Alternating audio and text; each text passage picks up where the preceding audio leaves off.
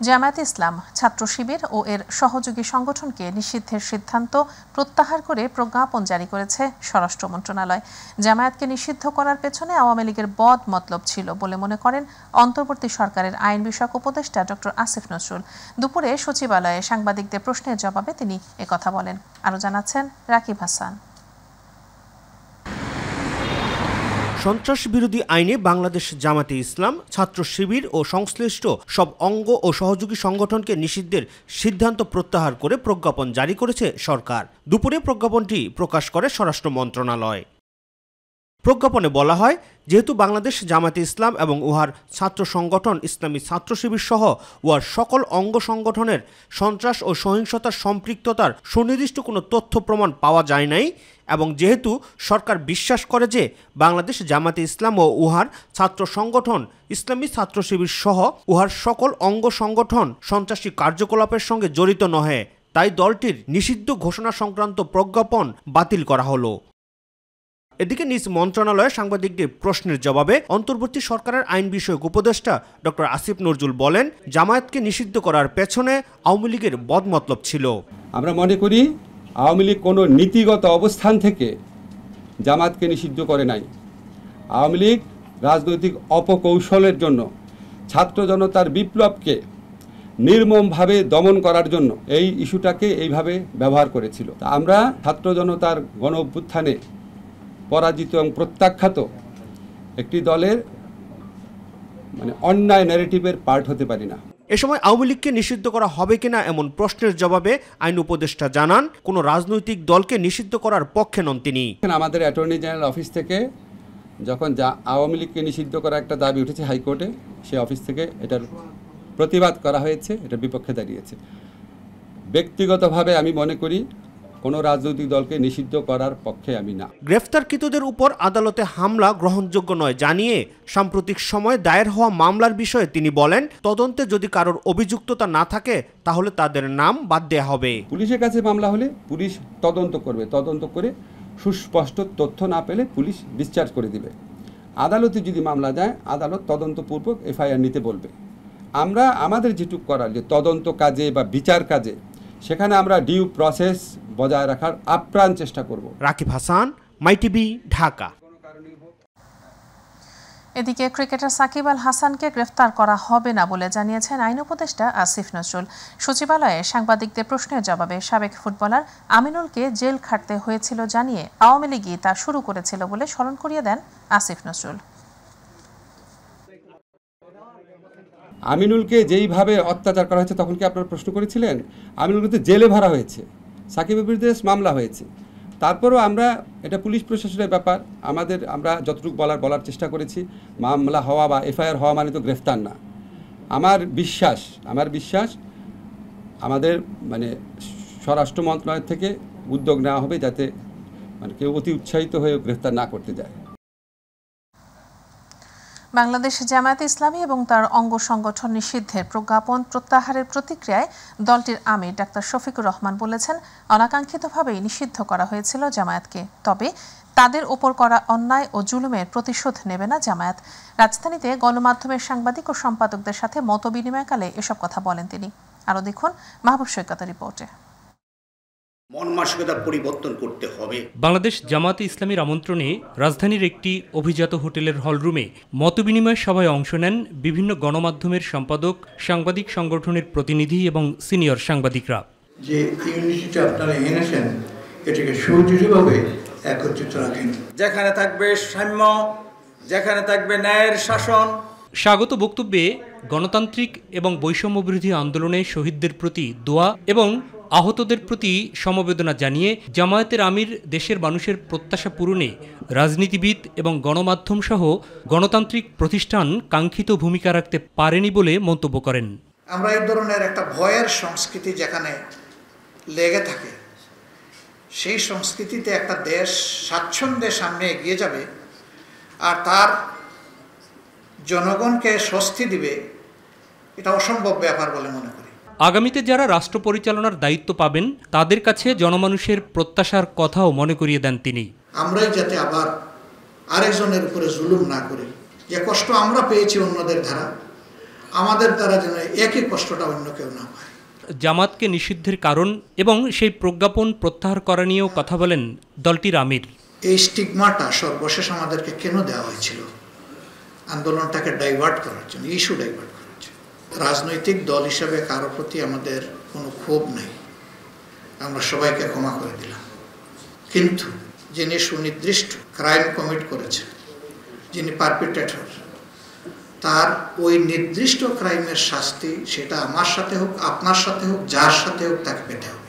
এই জন্য এটা ন্যায্যতার দাবি। ধর্মের ভিত্তিতে দেশের মানুষকে বিভক্ত করা ঠিক নয় বলেও মন্তব্য করেন তিনি। ধর্ম কিংবা দলের ভিত্তিতে বাংলাদেশকে বিভক্ত করা চরম অন্যায়। আর যেই জাতি এই ধরনের বিষয় নিয়ে বিভক্ত হয়ে পড়ে, এই জাতি হয় একটা দুর্বল জাতি, এবং দুর্বল জাতির উপরে অন্যরা মাতব্বরি করার সুযোগ পায়। দেশকে এগিয়ে নিতে বিভক্তির রাজনীতি পরিহার করারও আহ্বান জানান ডাক্তার শফিকুর রহমান। আমাদের সাবজেক্ট যদি আমাদের জাতি এবং দেশ থাকে, এই জায়গাটায় আমাদেরকে অবশ্যই ঐক্যবদ্ধ হতে হবে। মাহবুব সৈকত, মাই টিভি, ঢাকা। প্রত্যাশা করি বা বিএনপি মহাসচিব মির্জা ফখরুল ইসলাম আলমগীর বলেছেন, কোনো লুটপাট বা দখলে জড়িত নয় বিএনপি। তিনি বলেন, কেউ জড়িত থাকলে তার বিরুদ্ধে ব্যবস্থা নেওয়া হচ্ছে।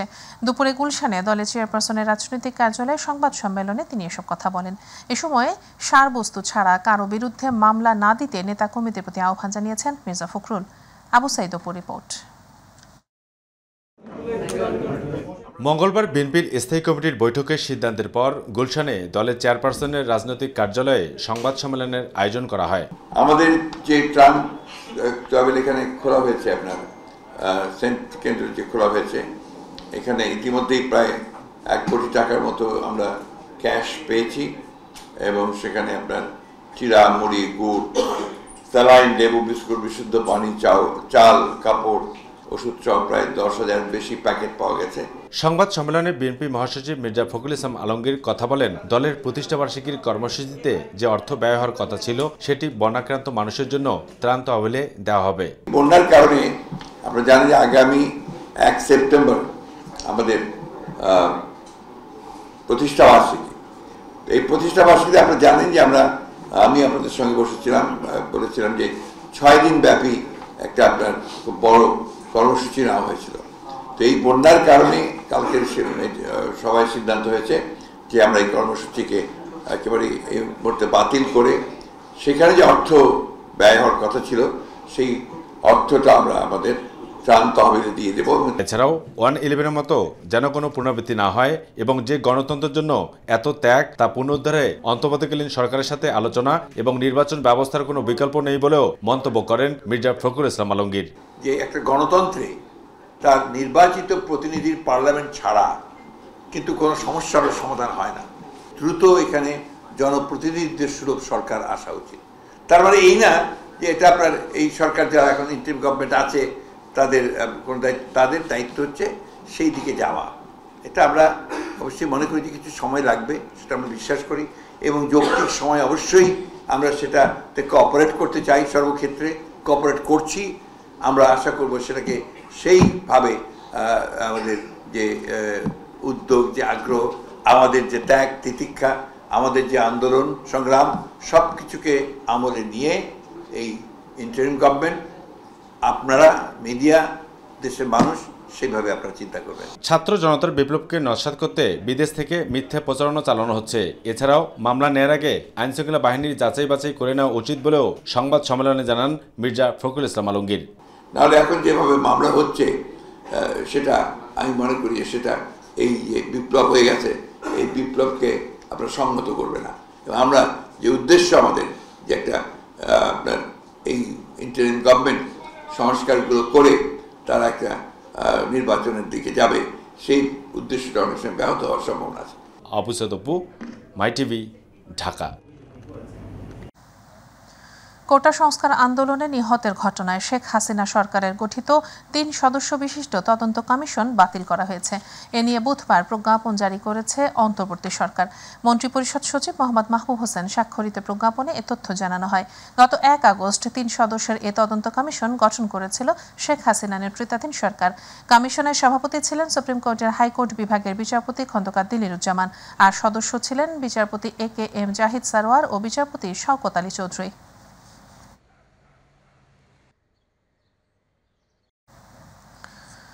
বিচারক হিসেবে লোভের বশবর্তী হয়ে দুর্নীতিমূলক, বিদ্বেষাত্মক এবং বেআইনিভাবে রায় দেয়া সহ অসত্য ও জালিয়াতিমূলক রায় সৃষ্টি করার অপরাধের অভিযোগে সাবেক প্রধান বিচারপতি ABM খায়রুল হকের বিরুদ্ধে মামলা দায়ের করা হয়েছে। রাতে রাজধানী শাহবাগ থানায় সুপ্রিম কোর্টের আইনজীবী মুজাহিদুল ইসলাম শাহীন এ মামলা দায়ের করেন। এদিকে সাবেক প্রধান বিচারপতি সৈয়দ মাহমুদ হোসেন, সাবেক প্রধান বিচারপতি হাসান ফয়েজ সিদ্দিকী ও সাবেক প্রধান বিচারপতি ওবায়দুল হাসান সহ 7 বিচারপতির বিরুদ্ধে আদালত অবমাননার মামলা দায়ের করা হয়েছে। আজ সুপ্রিম কোর্টের আইনজীবী অ্যাডভোকেট ইউনুস আলী আকুন্দ হাইকোর্টের সংশ্লিষ্ট শাখায় এ মামলা দায়ের করেন। বাংলাদেশের বিদ্যমান অর্থনৈতিক অবস্থার শ্বেতপত্র প্রণয়ন কমিটির প্রধান করা হয়েছে বরেণ্য ব্যক্তিত্ব বিশিষ্ট অর্থনীতিবিদ ডক্টর দেবপ্রিয় ভট্টাচার্যকে। বুধবার রাতে এক প্রজ্ঞাপনের মাধ্যমে তাকে এ কমিটির প্রধান করা হয়। প্রধান উপদেষ্টার কার্যালয়ের প্রশাসন বিভাগের মহাপরিচালক মোহাম্মদ আহসান কিবরিয়া সিদ্দিকীর সই করা এ সংক্রান্ত এক প্রজ্ঞাপনে বিষয়টি জানানো হয়। এতে বলা হয়, ডক্টর দেবপ্রিয় ভট্টাচার্য অন্তর্বর্তীকালীন সরকারের প্রধান উপদেষ্টার অনুমোদনক্রমে কমিটির অন্য সদস্যদের মনোনীত করবেন। কুমিল্লায় বন্যা পরিস্থিতির উন্নতি হয়েছে, কমতে শুরু করেছে গোমতী নদীর পানি। তবে বন্যার পানিতে তলিয়ে যাওয়া নোয়াখালীর পরিস্থিতি অপরিবর্তিত রয়েছে। বিদ্যুৎ না থাকায় নেটওয়ার্ক সমস্যায় অনেকটা যোগাযোগ বিচ্ছিন্ন হয়ে পড়েছে। এদিকে বন্যায় দেশের 11 জেলায় মৃতের সংখ্যা আরও 4 জন বেড়ে 31 জনে পৌঁছাল। সাইদুর রহমান আবির জানাচ্ছেন বিস্তারিত। অবশেষে বিপদসীমার নিচ দিয়ে প্রবাহিত হওয়া শুরু হয়েছে কুমিল্লার গোমতী নদীর পানি, ফলে কিছুটা উন্নতি হয়েছে বন্যা পরিস্থিতি। বন্যার পানিতে তলিয়ে যাওয়া নোয়াখালীর পরিস্থিতি অপরিবর্তিত রয়েছে। মঙ্গলবার ভারী বর্ষণ বন্ধ হলেও পানি আসা কমেনি। বন্যার পানিতে নিমজ্জিত মানুষের কেউ কেউ বিভিন্ন শিক্ষা প্রতিষ্ঠানে আশ্রয় নেন, আবার কেউ আশপাশের ফাঁকা দালানে আশ্রয় নিয়েছে। বন্যা কবলিত জেলাগুলোয় এখনও বিরামহীন ত্রাণ কার্যক্রম চলছে। কোনো কোনো এলাকায় হাসপাতাল, উপজেলা স্বাস্থ্য কমপ্লেক্স, কমিউনিটি ক্লিনিক ক্ষতিগ্রস্ত হয়েছে। এদিকে বন্যায় দেশের 11 জেলায় নিহত ব্যক্তির সংখ্যা আরও 4 জন বেড়ে 31 জনে দাঁড়িয়েছে। দুপুরে দুর্যোগ ব্যবস্থাপনা ও ত্রাণ মন্ত্রণালয়ে সচিবালয়ে এক সংবাদ সম্মেলনে এ তথ্য জানায়। 11টি জেলার ভিতরে ক্ষতিগ্রস্ত উপজেলা হচ্ছে 73টি এবং ক্ষতিগ্রস্ত ইউনিয়ন এবং পৌরসভার সংখ্যা হচ্ছে 528টি। 11টি জেলায় মোট 12,27,554টি পরিবার পানিবন্দী অবস্থায় আছেন। ক্ষতিগ্রস্ত লোকের সংখ্যা 58,22,774 জন। মৃতের সংখ্যা 31 জন। এর ভিতরে কুমিল্লা 12, ফেনী 2, চট্টগ্রাম 5, খাগড়াছড়ি 1, নোয়াখালী 6, ব্রাহ্মণবাড়িয়া 1, লক্ষ্মীপুর 1 এবং কক্সবাজার 3 জন। নিখোঁজ লোকের সংখ্যা 2 জন এবং 2 জনই মৌলভীবাজারের। এছাড়াও 11 জেলায় মোট 12,27,554টি পরিবার পানিবন্দী হয়ে পড়েছে। পানিবন্দী ও ক্ষতিগ্রস্তদের আশ্রয় দেওয়ার জন্য মোট 4,003টি আশ্রয়কেন্দ্র খোলা হয়েছে। 619টি মেডিকেল টিম চালু রয়েছে বলেও জানানো হয় সংবাদ সম্মেলনে। পানিবন্দীদের এবং ক্ষতিগ্রস্ত লোকজনের আশ্রয়ের জন্য আমরা 4,003টি আশ্রয়কেন্দ্র খুলেছি।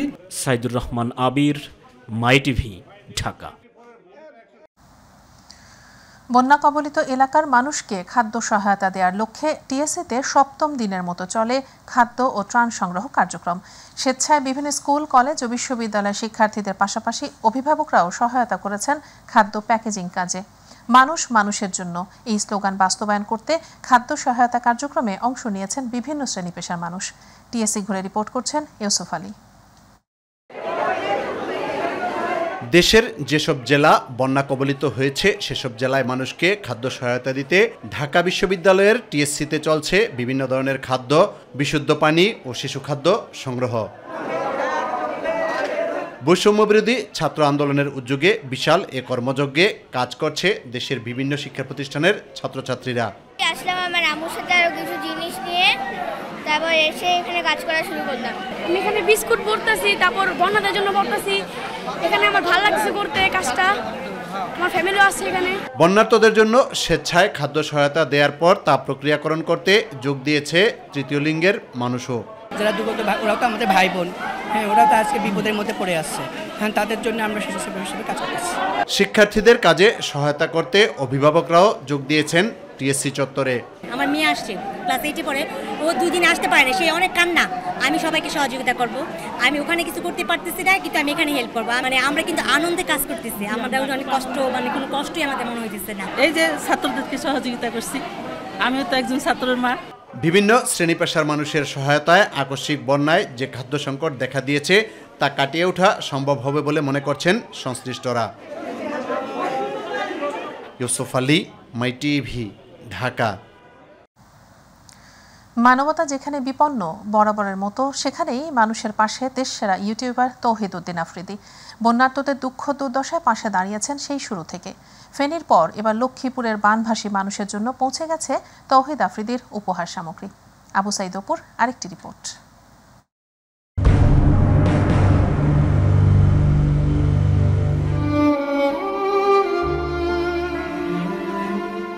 বন্যা দুর্গত অসহায় মানুষের পাশে রয়েছেন জনপ্রিয় দেশসেরা ইউটিউবার তৌহিদ আফ্রিদি। আর তাই ফেনীর পরে এবার লক্ষ্মীপুরের উপকূলীয় পানিবন্দী মানুষের জন্য এভাবেই প্যাকেটজাত করা হয় ত্রাণ সামগ্রী। মানবতার ফেরিয়ালো খ্যাত তৌহিদ আফ্রিদির টিম এবার ছুটে গেছেন লক্ষ্মীপুরে। সেখানেও পানিবন্দী মানুষের দ্বারে দ্বারে গিয়ে পৌঁছে দেওয়া হচ্ছে তৌহিদ আফ্রিদির ত্রাণ সামগ্রী।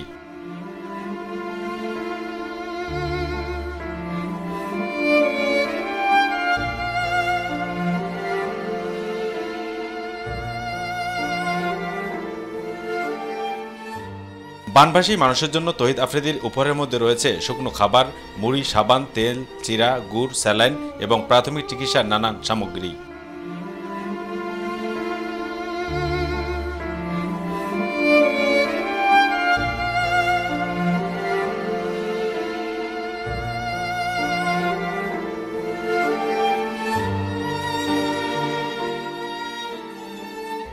দেশের এই ক্রান্তিলগ্নে অতীতের মতো বন্যা দুর্গত মানুষের পাশে দাঁড়িয়েছেন তৌহিদ আফ্রিদি। তবে লক্ষ্মীপুর পৌরসভা সহ 21টি উপকূলীয় ইউনিয়নে বন্যা পরিস্থিতি এখনও অপরিবর্তিত রয়েছে। আর তাই ত্রাণ সামগ্রী পৌঁছে দিতে দিনরাত পরিশ্রম করছেন তৌহিদ আফ্রিদি টিম। আবু সাইদ অপু, মাই টিভি, ঢাকা। সমালোচিত ব্যবসায়ী গোষ্ঠী এস আলম গ্রুপের সম্পদ বিক্রি করে আমানতকারীদের অর্থ ফেরত দেওয়া হবে। এজন্য এস আলমের সম্পদ কাউকে না কেনার আহ্বান জানিয়েছেন বাংলাদেশ ব্যাংকের গভর্নর আহসান এইচ মনসুর। বাংলাদেশ ব্যাংকে এক সংবাদ সম্মেলনে এসব কথা বলেন গভর্নর আহসান এইচ মনসুর। ব্যাংকে বন্ধক নেই এমন সম্পত্তি বিক্রি করার চেষ্টা করছে এস আলম গ্রুপ। এ বিষয়ে বাংলাদেশ ব্যাংকের পদক্ষেপ সম্পর্কে সাংবাদিকরা জানতে চাইলে গভর্নর বলেন, এটা আইনগত প্রক্রিয়ার মাধ্যমে করতে হবে। আহসান এইচ মনসুর আরও বলেন, এস আলম বিশ্বের ইতিহাসের প্রথম ব্যক্তি যিনি সুপরিকল্পিতভাবে ব্যাংক লুট করেছেন। এমন সুপরিকল্পিতভাবে পৃথিবীতে কেউ ব্যাংক ডাকাতি করেছে কিনা তা জানা নেই। আলম গ্রুপের সম্পদ যেন কেউ না কিনে, দেশের স্বার্থে অন্য কেউ যেন এই সম্পদে হাত না দেয়। এখানে এই সম্পদগুলো আমাদের ডিপোজিটরদের টাকা ফেরত দেওয়ার জন্য আমরা ব্যবহার করতে চাই। বর্তমানে ট্রাইং আওয়ার বেস্ট, আমাদের রিজার্ভ আর আমরা বিক্রি করছি না, একটাও না, $1 না। ফলে কমার কোনো সম্ভাবনা নাই, বাড়ার সম্ভাবনা আছে। আমরা চেষ্টা করছি এই যে ইন্টারব্যাংক মার্কেট থেকে ডলার ডাইভার্ট করে নিয়ে সোনালী ব্যাংকে দেওয়া, পূবালী ব্যাংকে, রুয়াল ব্যাংকে দেওয়া, যাতে সরকারের যে এজেন্সিগুলো খোলা হয়ে গেছে অলরেডি, সেগুলো যেন ওইটাকে আমরা 360 কোটি টাকার সার এবং 203 কোটি টাকার মসুর ডাল কিনবে সরকার। সকালে সচিবালয়ে সরকারি ক্রয় সংক্রান্ত উপদেষ্টা পরিষদ কমিটির বৈঠকে সার কেনা সংক্রান্ত 3টি ও মসুর ডাল কেনা সংক্রান্ত 1টি প্রস্তাব অনুমোদন দেওয়া হয়। বৈঠকে সভাপতিত্ব করেন অর্থ উপদেষ্টা সালেউদ্দিন আহমেদ। বৈঠক শেষে তিনি জানান, এবছর সার সংকট এড়াতে সব ধরনের ব্যবস্থা গ্রহণ করা হয়েছে। সার ক্রয় 3টা আর অত্যাবশ্যক জিনিস মসুর ডাল ক্রয়, আমরা 3টাই আমরা অনুমোদন দিয়েছি। এর জন্য যা অর্থায়ন লাগে ফরেন কারেন্সিও আমরা সেটা সচেতন করবো। এটা অতি দ্রুত করতে হবে, কারণ এই যে সারের সরবরাহ আমরা কোনোভাবে কমতে দেবো না। আর অত্যাবশ্যক জিনিসের মধ্যে মসুর ডাল ভেরি ইম্পর্টেন্ট, সেটা আমরা ইমিডিয়েটলি কিনব।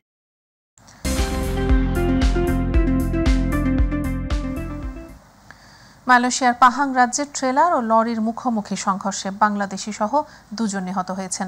এছাড়া এই ঘটনায় আরও 3 জন আহত হয়েছেন। মঙ্গলবার রাতে এই দুর্ঘটনা ঘটে। বিষয়টি নিশ্চিত করেছেন তেমেরলোহ জেলা পুলিশ প্রধান সহকারী কমিশনার মাজলান হাসান। বুধবার হারিয়ান মেট্রোর এক প্রতিবেদন থেকে জানা গেছে, দুর্ঘটনায় নিহত 2 জনের মধ্যে একজন 37 বছর বয়সী বাংলাদেশি এবং অন্যজন 35 বছর বয়সী পাকিস্তানি নাগরিক। এছাড়াও এই ঘটনায় আরও অন্তত 3 জন আহত হয়েছেন। পুলিশ জানায়, পাহাং রাজ্যের লানচাংয়ের বুকিত দামারের প্রধান সড়ক থেকে লরিটি ছিটকে গিয়ে একটি ট্রেলারের সাথে ধাক্কা খেয়ে খাদে পড়ে যায়। এতে 2টি গাড়ির আরোহী মাথায় আঘাত পান। সেখান থেকে উদ্ধার করে তাদের লানচাং হেলথ ক্লিনিকে নিয়ে যাওয়া হলে কর্তব্যরত চিকিৎসক 2 জনের মৃত্যু নিশ্চিত করেন। ভারী বৃষ্টি ও উজান থেকে নেমে আসা পাহাড়ি ঢলে দেশের অন্তত 11 জেলা বন্যা কবলিত হয়েছে। বন্যা কবলিত এসব এলাকায় বিপুল সংখ্যক মানুষ দুর্বিষহ জীবনযাপন করছেন। কুয়েত প্রতিনিধি আলামিন রানা জানান, এ অবস্থায় কুয়েতে অবস্থানরত বাংলাদেশি প্রবাসীদের বন্যা কবলিত এলাকার মানুষের সহযোগিতায় এগিয়ে আসার আহ্বান জানিয়েছেন কুয়েতের বাংলাদেশ দূতাবাস। দূতাবাসের কাউন্সিলর ও দূতালয় প্রধান মোহাম্মদ মনিরুজ্জামান স্বাক্ষরিত এক বিজ্ঞপ্তিতে প্রধান উপদেষ্টা ত্রাণ তহবিলে সহযোগিতা পাঠানোর আহ্বান জানানো হয়। এদিকে অনেক প্রবাসী বাংলাদেশি সাম্প্রতিক ভয়াবহ বন্যার কারণে ক্ষতিগ্রস্তদের সাহায্য করার আগ্রহ প্রকাশ করেছেন। বিপদগ্রস্ত মানুষের পাশে দাঁড়ানোর এই মহতী আগ্রহকে দূতাবাস এবং সরকারের পক্ষ থেকে স্বাগত জানানো হচ্ছে। পাকিস্তানের বিপক্ষে টেস্ট সিরিজ জয়ের প্রত্যাশা করছেন অলরাউন্ডার মাহমুদুল্লাহ রিয়াদ। তার মতে, প্রথম ম্যাচে দুর্দান্ত খেলেছে টাইগাররা। এই ধারাবাহিকতা পরের ম্যাচেও ধরে রাখবে, সতীর্থদের প্রতি এমনই প্রত্যাশা জানিয়েছেন রিয়াদ। বন্যার্তদের জন্য আসুন্নাহ ফাউন্ডেশনকে সহযোগিতা এবং ত্রাণ কার্যক্রম পরিদর্শন শেষে এমনই প্রত্যাশা জানান তিনি। এ সময় উপস্থিত ছিলেন আসুন্নাহ ফাউন্ডেশনের প্রতিষ্ঠাতা চেয়ারম্যান শায়খ আহমদুল্লাহ।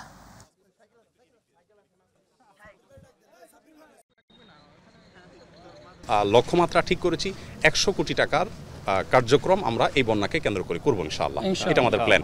প্রথম টেস্টে প্রথমত যে খুবই খুশি বাংলাদেশের রেজাল্ট নিয়ে, কারণ আলহামদুলিল্লাহ কনভিনসিংলি ম্যাচটা জিতেছে এবং টিমের সবাই যখন ভালো খেলে এটা নিজের মনের ভিতরে এক ধরনের একটা খুশি কাজ করে এবং আই হোপ ইনশাআল্লাহ বাংলাদেশ সেকেন্ড টেস্টও জিতবে এবং ইনশাআল্লাহ will get a very good result ইনশাআল্লাহ।